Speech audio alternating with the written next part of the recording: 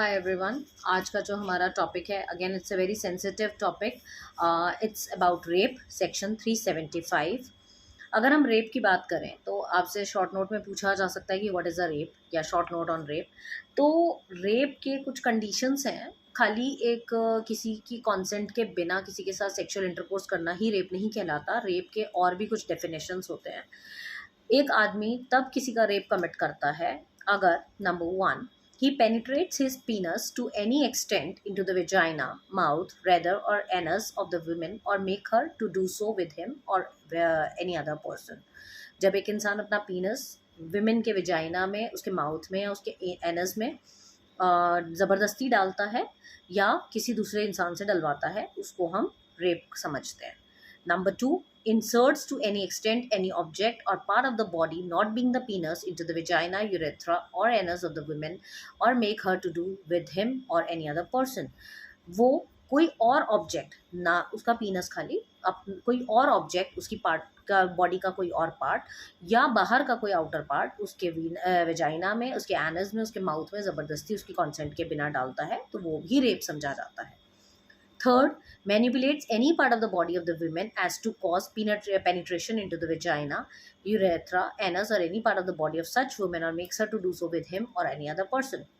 Manipulation करता है उसके बॉडी की किसी भी पार्ट के साथ और पेनिट्रेशन करने की कोशिश करता है उसके वेजाइना, यूरेथ्रा और एनस के साथ, खुद करता है या किसी और के साथ करवाता है। And applies his mouth to the vagina, anus, urethra of the women. अपना मुंह डालता है वो विमेन के वेजाइना में, एनस में या यूरेथ्रा में या किसी और इंसान के थ्रू। तो ये सब रेप समझे जाते हैं। अब किन किन कंडीशन में रेप समझा जाता है? Number one, against her will, women के कॉन्सेंट के खिलाफ होना चाहिए। नंबर टू, उसकी विल पावर के खिलाफ होना चाहिए। नंबर थ्री, उसकी कॉन्सेंट हो मगर उसको डरा धमका के रखा जाए, मतलब with her consent, obtaining by putting her, और she is interested in fear of death और हर्ट, या तो उसको मारने की धमकी दी जाए या उसको पीटने की धमकी दी जाए। उस केस में अगर वो कॉन्सेंट दे देती है, वो भी रेप कहलाता है। फोर्थली, वो कॉन्सेंट दे देती है बट इस मिथ में कि जिसके साथ वो सेक्स कर रही है वो उसका हस्बैंड है या वो उसको कॉन्सेंट देती है, तो आप मतलब झूठ बोल के किसी के साथ उसका लॉफुल हस्बैंड बन के उसका रेप कर रहे हैं, वो भी रेप समझा जाता है। इसके अलावा with her consent when at the time of giving such consent in the case of intoxication, उसको नशा करवा के, शराब पिला के अगर आप उसके साथ सेक्स कर रहे हैं तो वो भी रेप ही समझा जाता है। Which she is unable to understand the nature and consequences, जिसमें उसको नेचर एंड कॉन्सिक्वेंसेज नहीं पता। नेक्स्ट, विद और without her consent when she is under 18 years of age, उसका कॉन्सेंट है या नहीं है। अगर 18 साल से कम उम्र की लड़की के साथ अगर आप सेक्स कर रहे हैं, वो भी रेप ही समझा जाता है। And when she is unable to communicate consent, और या फिर वो कॉन्सेंट देने के होश में ही नहीं है, मतलब अनसाउंड माइंड है या मेंटली फिट नहीं है, तो ऐसे केसेस में भी रेप ही समझा जाता है उसको। इसमें एक्सेप्शंस हैं।